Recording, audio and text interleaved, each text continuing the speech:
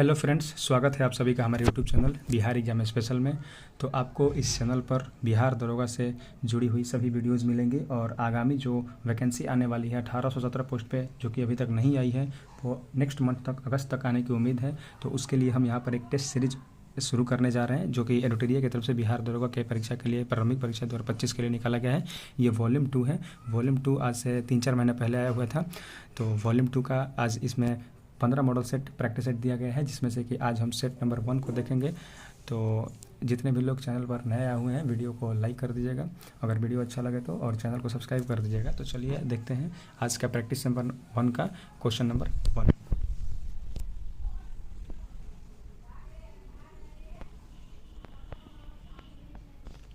Question number 1 बोल रहा है कि नवीनतम आंकड़ों के अनुसार भारत में सर्वाधिक कोयला भंडार किस राज्य में है। क्वेश्चन नंबर 1 में बोल रहा है कि नवीनतम आंकड़ों के अनुसार कोयला में जो भंडारण में है भारत का कौन सा राज्य 1 नंबर पर है। तो उसका राइट आंसर हो जाएगा ऑप्शन नंबर ए, उड़ीसा जो है भारत में कोयला भंडारण में 1 नंबर पर है, उड़ीसा है। और हीरा में जो है मध्य प्रदेश है, और तांबा में भी मध्य प्रदेश है, चांदी में राजस्थान है, कच्चा तेल में राजस्थान है, और बॉक्साइट में उड़ीसा है, अबरक में आंध्र प्रदेश है, और टंगस्टन में आंध्र प्रदेश है। ठीक है, चलिए क्वेश्चन नंबर 2 की तरफ देखते हैं। क्वेश्चन नंबर 2 बोल रहा है कि डिजिटल प्रशिक्षण प्लेटफॉर्म एकलव्य का अनावरण किसने किया है। डिजिटल प्रशिक्षण प्लेटफॉर्म है एकलव्य, एकलव्य है जो इसका अनावरण किसने किया। तो इसका राइट आंसर होगा ऑप्शन नंबर ए, भारतीय सेना। भारतीय सेना ने इसको स्टार्ट किया एकलव्य को। इसका उद्देश्य क्या है, तो भारतीय सेना ने अधिकारियों के प्रशिक्षण में क्रांतिकारी बदलाव लाने के उद्देश्य से एक ऑनलाइन शिक्षण मंच एकलव्य को लॉन्च किया है। चलिए नेक्स्ट क्वेश्चन देखते हैं। क्वेश्चन नंबर 3, नर्मदा एवं ताप्ती नदियों के मुहाने पर कौन सा द्वीप स्थित है। नर्मदा नदी और ताप्ती नदी के मुहाने पर कौन सा द्वीप स्थित है। तो इसका राइट आंसर होगा ऑप्शन नंबर डी, एक से अधिक द्वीप स्थित है। तो इसमें कौन कौन द्वीप स्थित है तो इसको देख लेते हैं। तो नर्मदा और ताप्ती नदियों के मुहाने पर अवस्थित द्वीप है आलिया बेट और खादिया बेट। दोनों द्वीप जो है नर्मदा और ताप्ती नदी के मुहाने पर स्थित है। ठीक है, तो चलिए नेक्स्ट क्वेश्चन देखते हैं। क्वेश्चन नंबर 4, वर्ष 2025 में नीति आयोग के द्वारा नवीनतम सतत विकास लक्ष्य SDG भारत सूचकांक 2024-25 जारी किया गया है। इसमें भारत का समग्र स्कोर कितना है। इसमें पूछ रहा है कि वर्ष 2024 में जो नीति आयोग के द्वारा नवीनतम सतत विकास लक्ष्य भारत सूचकांक जारी किया गया उसमें भारत का समग्र स्कोर कितना है। तो इसका राइट आंसर हो जाएगा ऑप्शन नंबर बी, जो भारत का समग्र स्कोर है वो है 67 है। ठीक है, और इसमें देखते हैं शीर्ष प्रदर्शनकर्ता राज्य जो है इसमें 1 नंबर पर राज्य है केरल।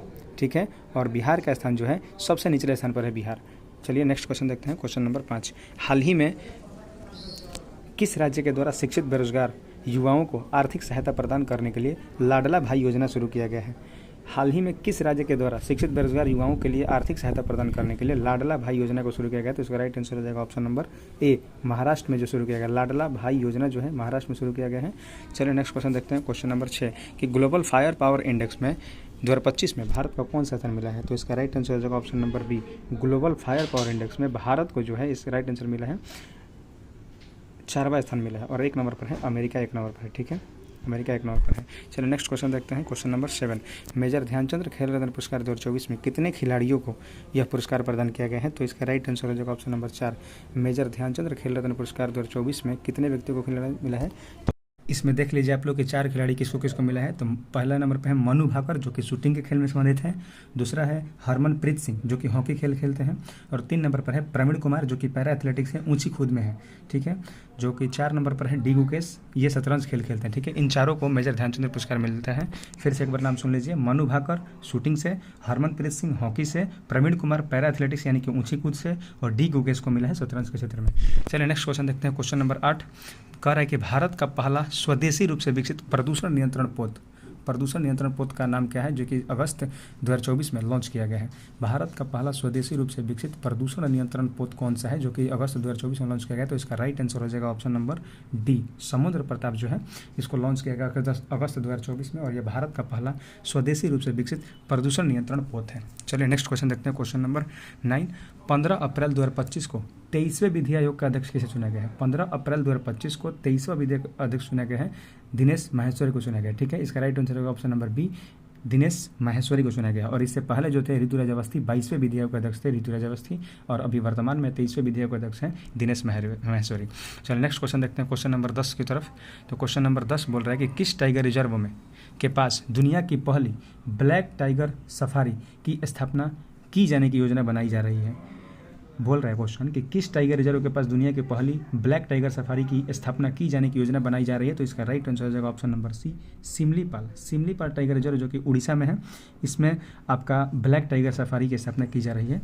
ठीक है, चलिए नेक्स्ट क्वेश्चन देखते हैं, क्वेश्चन नंबर 11 की तरफ कि 18वीं भारत वन स्थिति रिपोर्ट 2023 के अनुसार भारत के कितने प्रतिशत क्षेत्र में वन और वृक्ष आवरण है। मतलब कि वन और वृक्ष आवरण दोनों को पूछ रहा है कि 18वीं भारत रिपोर्ट जो कि 2023 में आई है, भारत का कितना परसेंट क्षेत्र में वन और वृक्ष आवरण है, तो इसका राइट आंसर हो जाएगा ऑप्शन नंबर बी, 25.17% जो है भारत में क्षेत्रफल पर वन और वृक्ष आवरण है। चलिए नेक्स्ट क्वेश्चन देखते हैं, क्वेश्चन नंबर 12। ये तो मैथ क्वेश्चन है, इसका देख लीजिएगा कि इसमें बताना है कि दिए गए भिन्न का आरोही क्रम में बताना है, यानी कि बढ़ते क्रम में कौन सा भिन्न है, तो इसका राइट आंसर हो जाएगा ऑप्शन नंबर सी।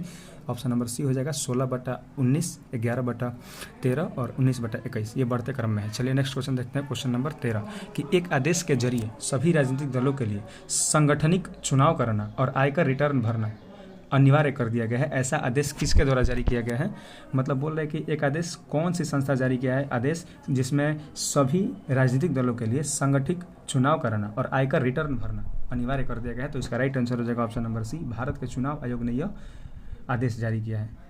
ठीक है, तो चलिए नेक्स्ट क्वेश्चन देखते हैं, क्वेश्चन नंबर 14 की तरफ कि ड्रैकेंसबर्ग पर्वत किस महाद्वीप में स्थित है। ड्रैकेंसबर्ग पर्वत किस महाद्वीप में स्थित है, तो इसका राइट आंसर हो जाएगा ऑप्शन नंबर बी, अफ्रीका महाद्वीप में स्थित है ड्रैकेंसबर्ग पर्वत। ठीक है, ड्रैकेंसबर्ग पर्वत जो है अफ्रीका महाद्वीप में स्थित है, और यह किस देश में है, तो साउथ अफ्रीका देश में है, साउथ अफ्रीका देश में है ड्रैकेंसबर्ग पर्वत। आप लोग को अगर वीडियो थोड़ा सा धुंधला दिखाई दे लगा तो अपना क्वालिटी जो है बढ़ा लीजिएगा। ठीक है, क्योंकि धुंधला दिखाई दे रहा होगा अगर लो कर ले रहेंगे तो। चलिए नेक्स्ट क्वेश्चन देखते हैं, क्वेश्चन नंबर 15 पर कि हाल ही में भारत ने किस नदी पर बने बगलिहार डैम से पाकिस्तान को जाने वाले पानी को रोक दिया है। जो अभी हम हाल ही में पाकिस्तान ने अटैक किया था जम्मू कश्मीर के जो पहलगाम गांव है वहाँ पर, तो उसके लिए जो भारत ने है किस नदी पर बने बगलिहार डैम को पाकिस्तान को जाने वाले पानी को रोका है, तो इसका राइट आंसर हो जाएगा ऑप्शन नंबर सी, चिनाब नदी पर बना है। बगलिहार डैम किस नदी पर है, तो चिनाब में है और जम्मू कश्मीर में यार है। ठीक है, चलिए नेक्स्ट क्वेश्चन देखते हैं, क्वेश्चन नंबर 16 पर कि पद्म पुरस्कार से सम्मानित स्वामी शिवानंद सरस्वती का हाल ही में निधन हुआ है। स्वामी शिवानंद सरस्वती का हाल ही में निधन हुआ है, यह कौन थे, तो 16 का राइट आंसर होगा ऑप्शन नंबर सी, ये एक प्रकार के योग गुरु थे। जो स्वामी शिवानंद सरस्वती थे ये एक प्रकार के योग गुरु थे, इनको पद्म सम्मान सम्मानित किया गया था 2022 में। कब मिला था, 2022 में इनको पद्म सम्मान मिला था। चलिए नेक्स्ट क्वेश्चन देखते हैं, क्वेश्चन नंबर 17 पे कि लकुंडी स्मारक किस राज्य में स्थित है, जिसे यूनेस्को विश्व धरोहर स्थल में संभावित सूची में शामिल करने की प्रस्ताव रखा गया है।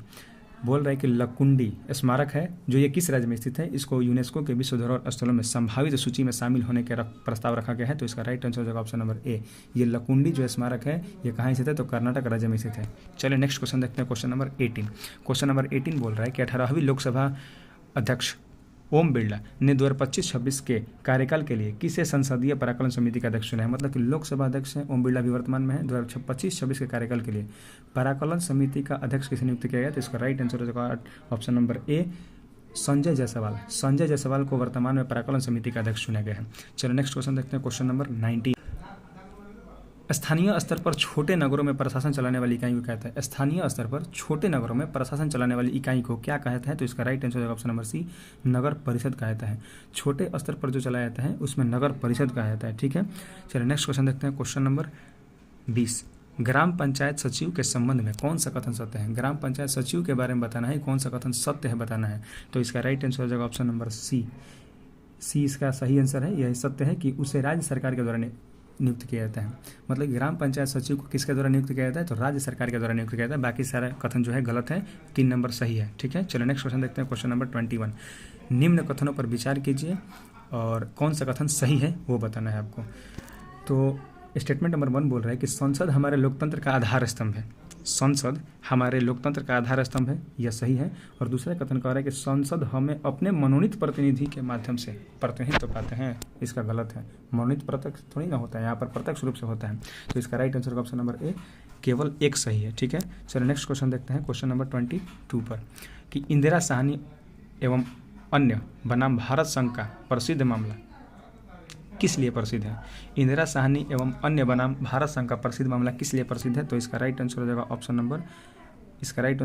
नंबर बी, यानी कि जो इंदिरा साहनी और अन्य बनाम केस है, जो इसमें सामाजिक और शैक्षणिक दृष्टि से पिछड़े वर्गों के लिए आरक्षण का निर्णय दिया गया था। मतलब पिछड़े वर्ग यानी कि ओबीसी के लिए सामाजिक और शैक्षणिक उद्देश्य से पिछड़े वर्ग के लोगों के लिए आरक्षण देने का निर्णय लिया गया था। किसमें? तो इंदिरा साहनी एवं अन्य बनाम भारत संघ में लिया गया था। ठीक है, चलिए नेक्स्ट क्वेश्चन देखते हैं। Question number 23। क्वेश्चन नंबर 23 बोल रहा है कि न्यायालय के आदेश परमादेश जो होता है, न्यायालय के द्वारा परमादेश जो रिट जारी किया जाता है, किसके विरुद्ध जारी किया जाता है? तो इसका राइट आंसर होगा ऑप्शन नंबर बी, सार्वजनिक पदाधिकारी के विरुद्ध किया जाता है। जो परमादेश रीट होता है न्यायालय के द्वारा जारी किया जाता है, किसके विरुद्ध जारी किया जाता है? तो सार्वजनिक पदाधिकारी के विरुद्ध जारी किया जाता है। ठीक है, चलो क्वेश्चन नंबर 24 देखते हैं। किसी व्यक्ति को उसके प्राण एवं दैहिक स्वतंत्रता के संबंध में संरक्षण भारत के संविधान के किस अनुच्छेद में वर्णित है? किसी व्यक्ति को उसके प्राण एवं दैहिक स्वतंत्रता के संबंध में संरक्षण जो मिलता है भारत के किस संविधान के अनुच्छेद में है? तो अनुच्छेद, इसका राइट आंसर होगा ऑप्शन नंबर बी, अनुच्छेद 21 में जो है प्राण एवं दैहिक स्वतंत्रता है, और अनुच्छेद 20 में जो है ये अपराधों के लिए दोष सिद्धि के संबंध में संरक्षण प्रदान करता है। और अनुच्छेद 22 जो है, अनुच्छेद 22 में है कि कुछ दशाओं में गिरफ्तारी और निरोध से संरक्षण मिलता है। और अनुच्छेद 32 जो है वो हाई कोर्ट जो है, सुप्रीम कोर्ट जो है रिट जारी करती है अनुच्छेद 32 के तहत। चलिए नेक्स्ट क्वेश्चन देखते हैं। Question number 25। क्वेश्चन नंबर 25 बोल रहा है विधानसभा के सदस्य हैं, विधानसभा के सदस्य हैं मतलब किसके द्वारा चुने जाते हैं? तो इसका राइट आंसर हो जाएगा ऑप्शन नंबर ए, जनता के द्वारा चुने जाते हैं। विधानसभा के सदस्य जो है जनता के द्वारा चुने जाते हैं, इसका राइट आंसर हो जाएगा। चलिए नेक्स्ट क्वेश्चन देखते हैं। Question number 26। निम्नलिखित कथनों पर विचार कीजिए और आपको बताना है कि इनमें से कौन सा कथन सही है। तो देखिए यहाँ पर बोल रहा है कि स्टेटमेंट नंबर 1 बोल रहा है कि केवल लोकसभा में ही धन विधेयक प्रस्तुत किया जाता है, तो ये सही है। केवल लोकसभा में ही धन विधेयक प्रस्तुत किया जाता है, सही है। और मंत्रिपरिषद केवल लोकसभा का प्रस्तुत नहीं होते हैं, ये भी सही है। यानी कि एक भी सही है, दो भी सही है। इसका right answer option number C, 1 और 2 दोनों सही है। चलिए नेक्स्ट क्वेश्चन देखते हैं। 27 नंबर, स्वतंत्र भारत के पहले विदेश मंत्री कौन थे? स्वतंत्र भारत के पहले विदेश मंत्री कौन थे? तो option number B, Jawaharlal Nehru थे। ये विदेश मंत्री भी थे और प्रधानमंत्री में थे और परमाणु मामले के भी मंत्री थे। यहाँ पे तीनों मंत्री थे जवाहरलाल नेहरू, तो इसका राइट आंसर होगा ऑप्शन नंबर बी। ठीक है, जवाहरलाल नेहरू। चलिए नेक्स्ट क्वेश्चन देखते हैं। Question number 28। सूची 1 और सूची 2 को सुमेलित करना है और विकल्प दिए गए कूट की सहायता से आपको आंसर देना है। तो देखिए इसमें बोल रहा है कि सुमेलित करना है, तो देखिए ऑप्शन नंबर एक तरफ दिया है राजनीतिक पार्टी और एक तरफ दिया है संस्थापक उसके। तो देखिए इसका राइट आंसर हो जाएगा 28 का बी, यानी कि भारतीय जनसंघ की स्थापना किया था श्यामा प्रसाद मुखर्जी ने, भारतीय जनसंघ की स्थापना किया था श्यामा प्रसाद मुखर्जी ने, और उसके बाद रिपब्लिकन पार्टी ऑफ इंडिया का स्थापना किया था भीमराव अम्बेडकर ने, और स्वतंत्र पार्टी का स्थापना किया था के एम मुंशी ने। इसका आंसर हो जाएगा 2, 3, 1, यानी कि ऑप्शन नंबर बी सही हो जाएगा। ठीक है, चलिए नेक्स्ट क्वेश्चन देखते हैं। Question number 29। निम्नलिखित में से कौन सा विषाणु जनित रोग है? मतलब कि आपको वायरस से जो रोग होता है उसको आपको बताना है। तो हैजा जो है वायरस से नहीं होता है, मलेरिया जो है ये भी नहीं होता है, पोलियो जो है ये वायरस होता है। इसका right answer option number C. हैजा जो है ये होता है जीवाणु से, यानी कि बैक्टीरिया से होता है, और मलेरिया जो होता है प्रोटोजोआ से होता है। तो इसका right answer option number C, polio होगा। ठीक है, चलिए नेक्स्ट क्वेश्चन देखते हैं। Question number 30। प्राकृतिक चयन की अवधारणा यानी कि नेचुरल सिलेक्शन किसने प्रस्तुत किया था?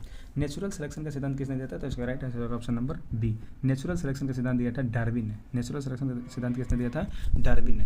आप लोग ऐसे ही वीडियो देखते रहिए और आप लोग को यहीं पे वीडियो में सभी कुछ याद हो जाएगा। हम 2 बार रिपीट इसलिए कर रहे हैं कि आप लोग को ज़्यादा से ज़्यादा याद हो सके। ठीक है, चलिए वीडियो में अंत तक बने रहिएगा। चलिए नेक्स्ट क्वेश्चन देखते हैं। Question number 31।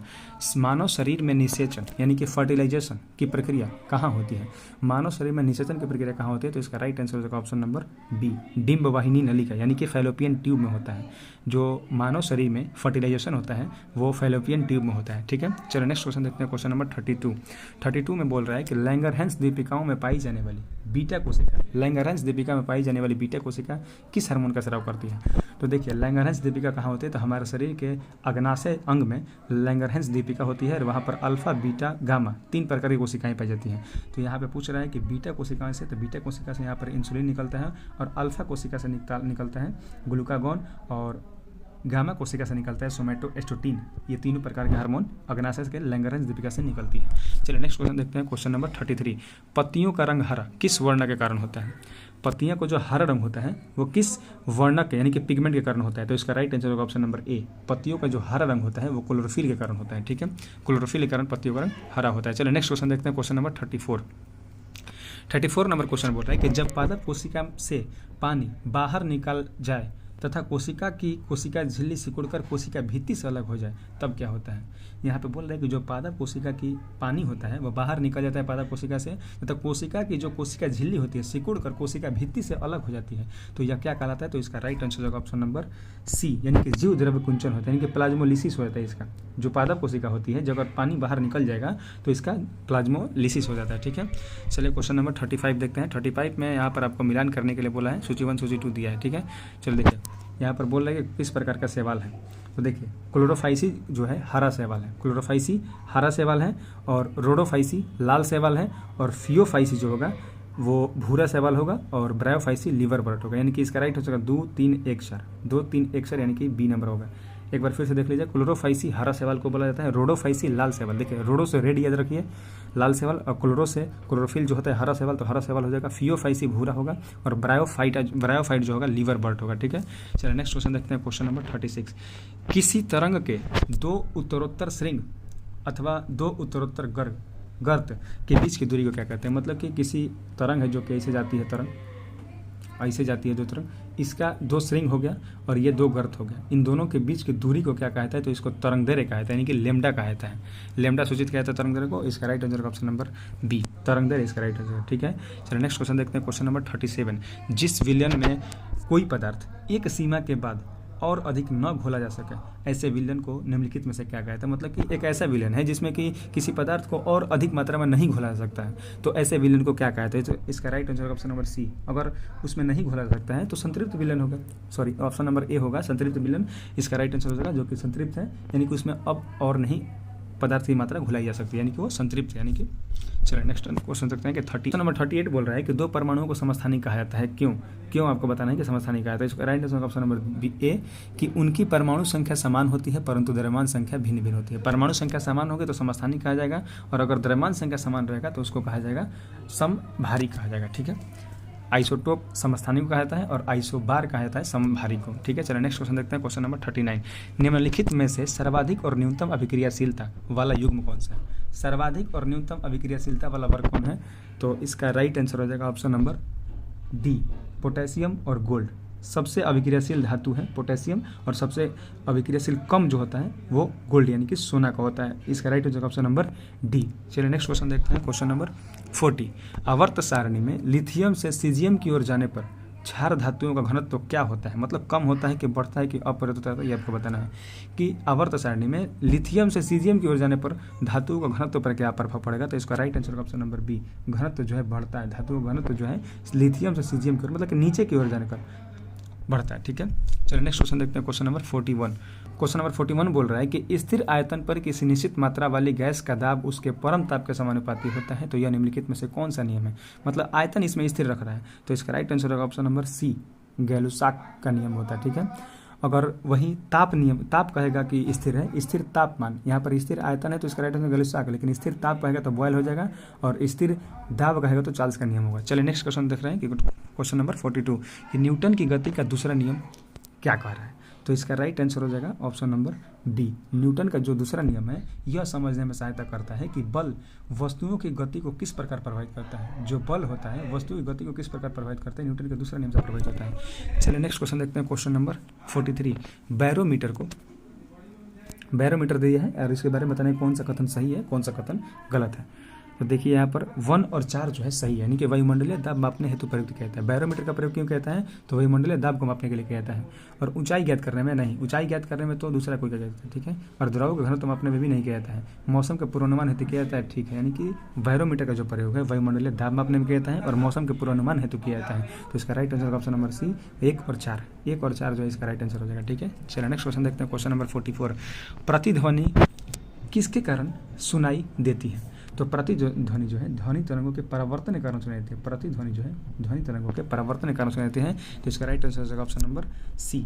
ठीक है, चलिए नेक्स्ट क्वेश्चन देखते हैं, क्वेश्चन नंबर 45। निम्नलिखित में से कौन सी प्रक्रिया इंद्रधनुष के निर्माण में भूमिका निभाती है। इंद्रधनुष के निर्माण में कौन सी प्रक्रिया भूमिका निभाती है, तो इसका राइट आंसर होगा ऑप्शन नंबर डी, उपरोक्त सभी, यानी कि इसमें अपवर्तन भी होता है, पूर्ण आंतरिक परिवर्तन भी होता है और विक्षेपण भी होता है इंद्रधनुष के निर्माण में। ठीक है, इसका राइट आंसर होगा ऑप्शन नंबर डी, उपरोक्त सभी। चलिए नेक्स्ट क्वेश्चन देखते हैं, क्वेश्चन नंबर 46। तापमान बढ़ाने पर सभी शुद्ध धातुओं का प्रतिरोध पर क्या प्रभाव पड़ेगा।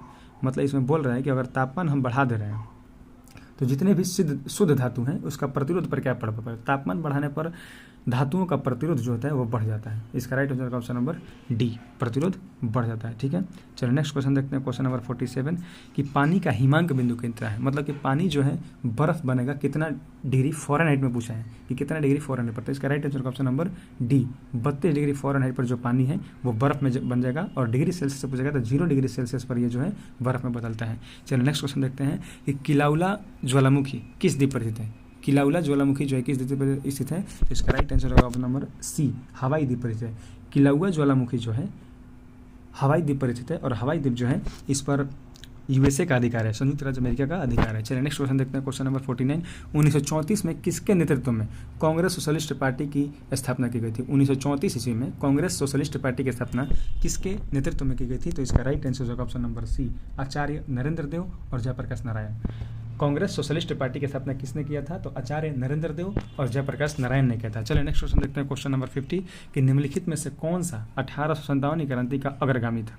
निम्नलिखित में से कौन 1857 की अग्रगामी बताना है कि अग्रगामी जो था वो था, मतलब कि पहले कौन हुआ था 1857 की क्रांति से। तो इसका right answer option number C, सन्यासी विद्रोह जो हुआ था वो हुआ था 1763 से लेकर 1800 तक हुआ था, यही 1857 की क्रांति का अग्रगामी था। ठीक है, और जो नील विद्रोह हुआ था वो 1859 में हुआ था नील विद्रोह, और उलगुलान विद्रोह जो हुआ था वो 1899 से, इसी को मुंडा विद्रोह भी कहा जाता है, और पावना विद्रोह जो हुआ था वो 1873 से 76 के बीच हुआ था।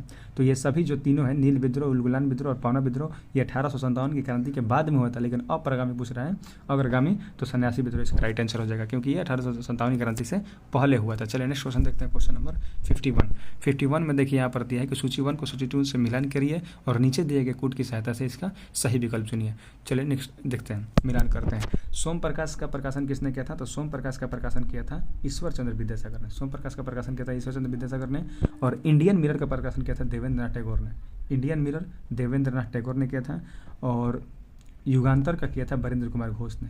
युगांतर का प्रकाशन किया था वरेंद्र कुमार घोष ने, और नेटिव ओपिनियन का प्रकाशन किया था वीएन मांडिक ने। तो इसका राइट आंसर होगा ऑप्शन नंबर ए, 3-2-1-4 3-2-4-1 इसका राइट आंसर होगा ऑप्शन नंबर ए, 3-2-4-1 हो जाएगा। ठीक है, चलिए नेक्स्ट क्वेश्चन देखते हैं, क्वेश्चन नंबर 52 भारत में तुगलक वंश के बाद कौन सा वंश दिल्ली पर शासन किया। तुगलक वंश के बाद कौन सा वंश शासन किया था, तो तुगलक के बाद यहाँ पर शासन किया था सैयद वंश ने, और इसका ऑप्शन हो जाएगा सी नंबर आंसर। ठीक है, सैयद वंश ने तुगलक के बाद शासन, पहले किया था गुलाम वंश, उसके बाद खिलजी वंश, खिलजी वंश के बाद तुगलक, तुगलक के बाद सैयद, सैयद के बाद लोधी वंश आया था, उसके बाद मुगलों का काल प्रारंभ हुआ था। चलो नेक्स्ट क्वेश्चन देखते हैं, क्वेश्चन नंबर 53 कि इनमें से किसने 1857 के विद्रोह में सक्रिय रूप से भाग लिया था। तो इसका राइट आंसर होगा ऑप्शन नंबर डी, ये सभी जो थे 1857 क्रांति में सक्रिय रूप से भाग लिए थे। नाना साहब भाग लिए थे कानपुर से, बेगम हजरत महर लखनऊ से भाग लिए थे, और मौली अहमदुल्ला जो थे ये फैजाबाद से भाग लिए थे। ठीक है, चलो नेक्स्ट क्वेश्चन देखते हैं, क्वेश्चन नंबर 54 उस स्वतंत्रता सेनानी का नाम बताइए जिन्होंने गवर्नर जनरल को निम्नांकित पंक्तियाँ लिखी। अब देख लीजिए कौन सी पंक्ति लिखी थी कि मैंने घुटने टेक कर रोटी मांगी लेकिन उसके बजाय मुझे पत्थर मिला, मैं ऐसे प्रत्युत्तर से आश्चर्यचकित नहीं हूँ, ब्रिटिश राष्ट्र केवल शक्ति के सामने झुकता है। तो यह किसने कहा था, तो इसका राइट आंसर होगा ऑप्शन नंबर सी, यह कथन जो है महात्मा गांधी ने ब्रिटिशों के बारे में कहा था। चलिए नेक्स्ट क्वेश्चन देखते हैं, क्वेश्चन नंबर 55 नंबर क्वेश्चन है कि नाजीवाद किसका समर्थन था। नाजीवाद जो थे, नाजीवाद वो किसका समर्थक थे, तो यहाँ पर राइट आंसर होगा ऑप्शन नंबर सी, राज्य की सर्वोच्चता के सिद्धांत का समर्थक थे। नाजीवाद जो थे राज्य के सर्वोच्चता का समर्थक थे। ठीक है, तो इसका राइट आंसर हो जाएगा ऑप्शन नंबर सी। चलिए नेक्स्ट क्वेश्चन देखते हैं, क्वेश्चन नंबर 56 निम्नलिखित में से कौन यूटोपिया नामक पुस्तक के लेखक है। ये सब वर्ल्ड हिस्ट्री है, वर्ल्ड हिस्ट्री से भी 102 क्वेश्चन आपके एग्जाम में रहता है प्रीलिम्स में। चलिए नेक्स्ट क्वेश्चन देखते हैं यहाँ पर कि यूटोपिया के लेखक कौन है, तो इसका राइट आंसर हो जाएगा ऑप्शन नंबर थॉमस मोरे। ठीक है, ऑप्शन नंबर डी इसका राइट आंसर होगा ऑप्शन नंबर डी, थॉमस मोरे। चलिए नेक्स्ट क्वेश्चन देखते हैं, क्वेश्चन नंबर 57 नंबर क्वेश्चन बोल रहे हैं कि लोथल नगर के संदर्भ में निम्नलिखित में से कौन सा कथन सही नहीं है बताना है, तो लोथल नगर के बारे में। तो देखिए यहाँ पर ऑप्शन नंबर ए बोल रहे हैं कि यह गुजरात में माही नदी किनारे, माही नदी गलती है यहीं पर, लोथल जो है भोगवा नदी किनारे, गुजरात में तो है लेकिन भोगवा नदी किनारे स्थित है। और आगे देख लीजिए कि यह बंदरगाह भी था, सही है बंदरगाह था। यह नगर भंडारगृह भी था, सही है भंडारगृह था। यहाँ से एक इमारत मिली थी जहाँ पर मनके बनाया जाता है, ठीक है। यहाँ पर right answer option number A कि यह गुजरात में तो है लेकिन भोगवा नदी पर है, माही नदी पर नहीं है, तो यही कथन गलती है, तो ऑप्शन नंबर ए हो जाएगा। ठीक है, चलिए नेक्स्ट क्वेश्चन देखते हैं, क्वेश्चन नंबर 58 कि अशोक ने भिन्न भिन्न स्थानों पर जाकर लोगों को शिक्षा देने के लिए अधिकारियों की नियुक्ति की थी। इन अधिकारियों को निम्नलिखित में से किस नाम से जाना जाता है? जो अशोक थे, भिन्न भिन्न स्थानों पर जाकर लोगों को शिक्षा देने के लिए अधिकारियों की नियुक्ति की थी, तो इन अधिकारियों को क्या कहा जाता था? इसका right answer option number C, Dhamma Mahamatra कहा जाता है। इन अधिकारियों को धम्म महामात्र कहा जाता था। ठीक है, चलिए नेक्स्ट क्वेश्चन देखते हैं। क्वेश्चन नंबर 59 नंबर क्वेश्चन बोल रहा है कि गंधार कला शैली एक समन्वय है। किसका किसका समन्वय है? गंधार कला जो शैली है किसका है? तो भारत तथा यूनानी कला का। इसका right answer option number D, भारतीय तथा यूनानी कला का है। भारतीय और यूनानी जो गंधार कला शैली है वो भारतीय और यूनानी कला का मिश्रण है। चलो ठीक है, नेक्स्ट क्वेश्चन देखते हैं। क्वेश्चन नंबर 60 बोल रहा है 60 नंबर क्वेश्चन में कि हर्ष के संदर्भ में निम्नलिखित में से कौन सा कथन गलत है? असत्य बताना है कि हर्ष के संबंध में कौन सा कथन गलत है। तो देखिए यहाँ पर दिया है 2 नंबर में कि फाह्यान हर्ष के शासनकाल में भारत आया था, यही गलती है। फाह्यान नहीं, हर्षवर्धन के शासनकाल में आया था ह्वेनसांग जो कि चीनी यात्री था। ठीक है, और फाह्यान जो आया था चीनी यात्री वो चंद्रगुप्त द्वितीय के दरबार में आया था। ठीक है, और यहाँ पर देख हर्ष के दरबारी कवि बाण भट्ट ने हर्ष की जीवनी लिखी थी, ये सही है। और हर्ष अपनी राजधानी जो है थानेश्वर से हटाकर कन्नौज ले गया था, यह भी कथन सही है। और हर्षवर्धन बौद्ध धर्म के महायान मत से प्रभावित था, यह भी कथन सही है। तो इसका right answer option number B, Fahien जो था हर्ष के शासनकाल में भारत नहीं आया था। ठीक है, चलिए नेक्स्ट क्वेश्चन देखते हैं। क्वेश्चन नंबर 61 चेर शासकों ने अपने अभिलेखों में किस भाषा का प्रयोग किया? जो चेर शासक थे, चोल चेर पांडे 3 शासक थे ना, तो उसमें सबको बताना है कि जो चेर शासक थे वो अपने अभिलेखों को किस भाषा में लिखते थे? तो इसका right answer option number B, Malayalam में लिखते थे। मलयालम में लिखते थे चेर शासक। ठीक है, चेर शासक जो थे मलयालम में लिखते थे। चलिए नेक्स्ट क्वेश्चन देखते हैं। क्वेश्चन नंबर 62 महात्मा बुद्ध के संदर्भ में निम्नलिखित कथनों पर विचार कीजिए और बताना है कि कौन सा कथन सही है महात्मा बुद्ध के बारे में। ठीक है, तो इन्होंने अपना पहला उपदेश सारनाथ में दिया था, यह कथन सही है। इसने अपने उपदेश में महात्मा और परमात्मा के विषय में बताया है, नहीं, यह कथन गलत है।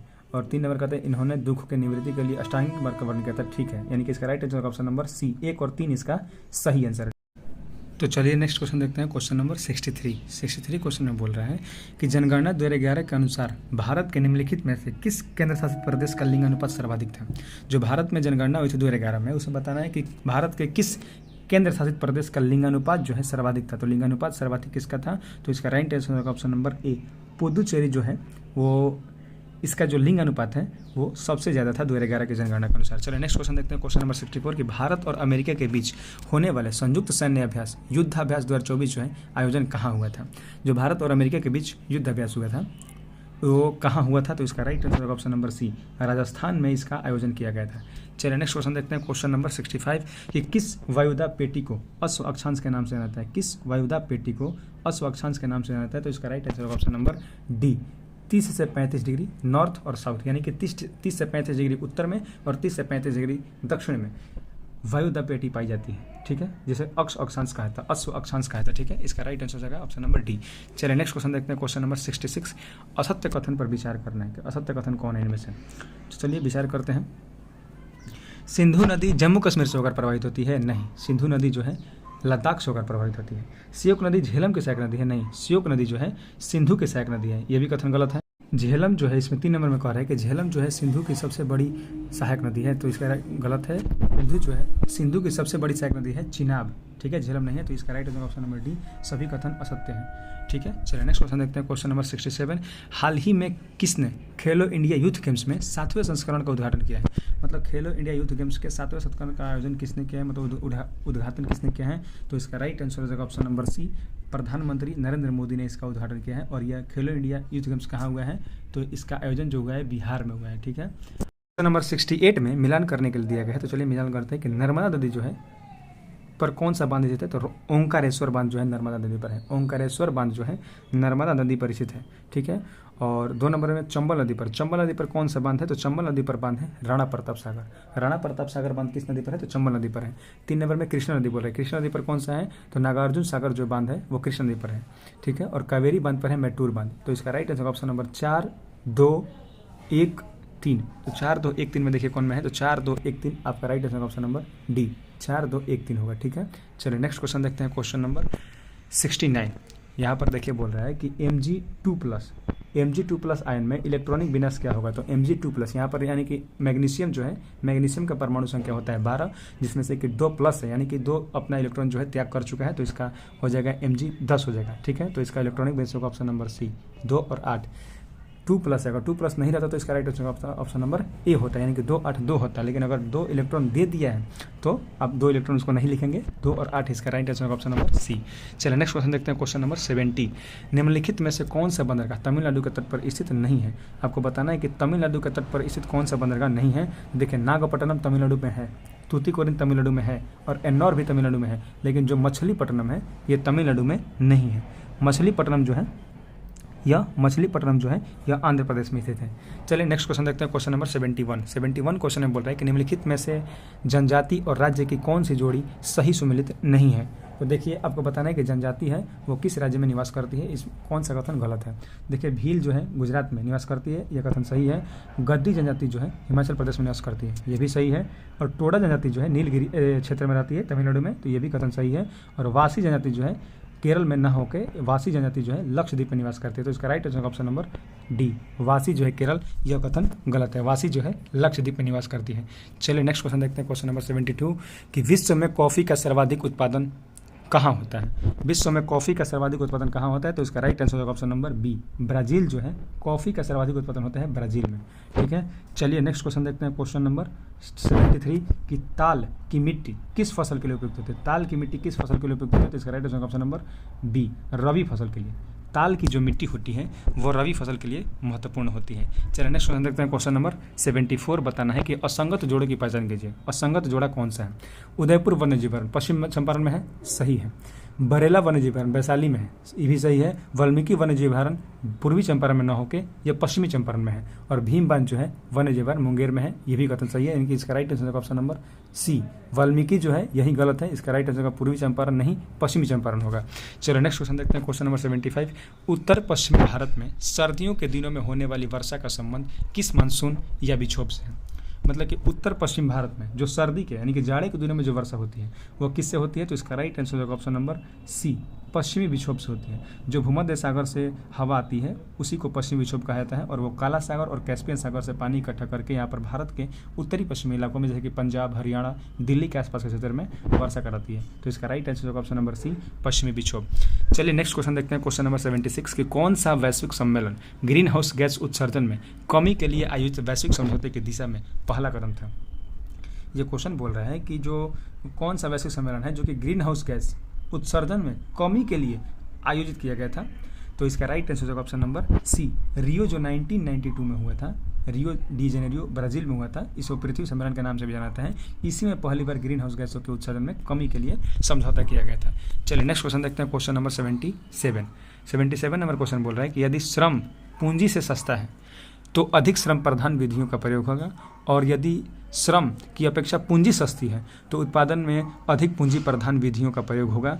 ऊपर दिया गया विवरण जो है किस प्रकार की अर्थव्यवस्था को निरूपित करता है? तो इसका right answer option number C, पूंजीवादी अर्थव्यवस्था को निरूपित करता है। ठीक है, चलो नेक्स्ट क्वेश्चन देखते हैं, क्वेश्चन नंबर 78 भारत में निम्नलिखित में से किस पंचवर्षीय योजना में अर्थव्यवस्था के समाजवादी स्वरूप का अपनाया गया था? किस पंचवर्षीय योजना में अर्थव्यवस्था के समाजवादी स्वरूप को अपनाया गया था? तो इसका राइट आंसर ऑप्शन नंबर ए, दूसरी पंचवर्षीय योजना में समाजवादी योजना को अपनाया गया था, समाजवादी स्वरूप को अपनाया गया था। इसमें दूसरा पंचवर्षीय योजना में भारी उद्योगों पर बल दे, मतलब उद्योगों की स्थापना यहाँ पर हुई थी। चलिए नेक्स्ट क्वेश्चन देखते हैं, क्वेश्चन नंबर 79 नंबर क्वेश्चन बोल रहा है कि भारत को 1991 में एक आर्थिक संकट का सामना करना पड़ा था।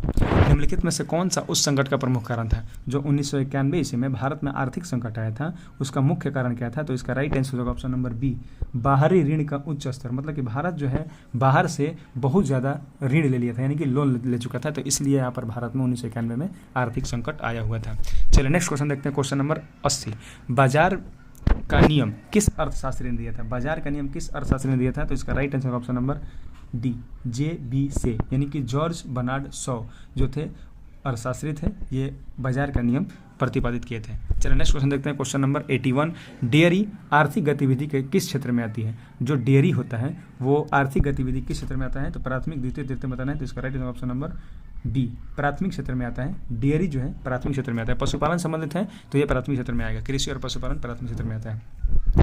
चलिए नेक्स्ट क्वेश्चन देखते हैं, क्वेश्चन नंबर 82 कि रेपो रेट क्या है?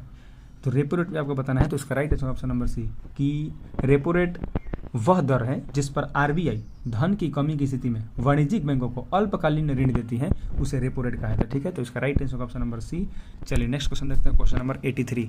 निम्नलिखित में से किस दिन संयुक्त राष्ट्र शांति सैनिकों का अंतर्राष्ट्रीय दिवस मनाया जाता है? संयुक्त राष्ट्र शांति सैनिकों का अंतर्राष्ट्रीय दिवस किस दिन मनाया जाता है? तो इसका right answer option number B 29 मई को मनाया जाता है। संयुक्त राष्ट्र शांति सैनिकों का अंतर्राष्ट्रीय दिवस मनाया जाता है 29 मई को। चलिए नेक्स्ट क्वेश्चन देखते हैं, क्वेश्चन नंबर 84 कि ग्रुप ए संगठनों को ग्रुप बी के मुख्यालय के मतलब कि मिलान करना है। अंतर्राष्ट्रीय न्यायालय का मुख्यालय कहाँ है? तो अंतर्राष्ट्रीय न्यायालय का मुख्यालय हेग नीदरलैंड में है। खाद्य एवं कृषि संगठन का मुख्यालय रोम में, और यूनिसेफ का मुख्यालय न्यूयॉर्क में, और विश्व व्यापार संगठन का मुख्यालय जेनेवा में। तो इसका right answer option number CADB।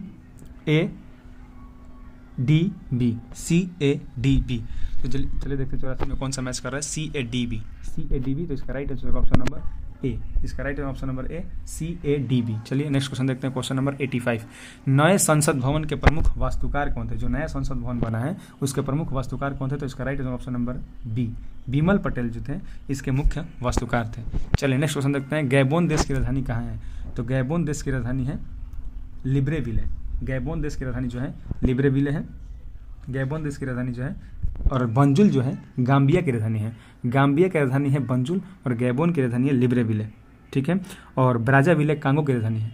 ब्राज़ाविले जो है कांगो की राजधानी है, और मोरोनी जो है कोमोरोस की राजधानी है। कोमोरोस की राजधानी मोरोनी, और कांगो की राजधानी ब्राज़ाविले, और गैबोन की राजधानी जो है लिब्रेविले, और बंजुल जो है गैबोन नहीं गाम्बिया की राजधानी है। ठीक है, चलिए नेक्स्ट क्वेश्चन देखते हैं, क्वेश्चन नंबर 87। भारतीय प्राणी सर्वेक्षण की स्थापना किस वर्ष की गई थी? तो भारतीय प्राणी सर्वेक्षण की स्थापना की गई थी 1916 में। भारतीय प्राणी सर्वेक्षण की स्थापना की गई थी 1916 में। चलिए नेक्स्ट क्वेश्चन देखते हैं, क्वेश्चन नंबर 88। अनुसूचित जाति और जनजाति अत्याचार निवारण अधिनियम कब आया था? अनुसूचित जाति यानी कि SC, और अनुसूचित जाति यानी कि जनजाति यानी कि ST। अत्याचार निवारण अधिनियम कब आया था? तो इसका राइट आंसर होगा ऑप्शन नंबर सी 1989 में। 1989 में जो आया था SC ST अत्याचार निवारण अधिनियम आया था 1989 में। चलिए नेक्स्ट क्वेश्चन देखते हैं, क्वेश्चन नंबर 89। किस देश की संसद को नेसेट कहा जाता है? तो नेसेट जो है इजराइल की संसद को कहा जाता है। इजराइल की संसद को नेसेट कहा जाता है। इसका राइट आंसर होगा ऑप्शन नंबर ए इजराइल। ठीक है, और चीन की संसद को कहा जाता है national people's party. National people's party चीन की संसद, और तुर्की की कहा जाता है ग्रैंड नेशनल असेंबली। तुर्की की जो है संसद का नाम है ग्रैंड नेशनल असेंबली, और जापान की संसद का नाम है डायट। ठीक है, चलिए नेक्स्ट क्वेश्चन देखते हैं, क्वेश्चन नंबर 90 यानी कि 90। निम्नलिखित में से कौन से प्रेम शब्द का पर्यायवाची नहीं है?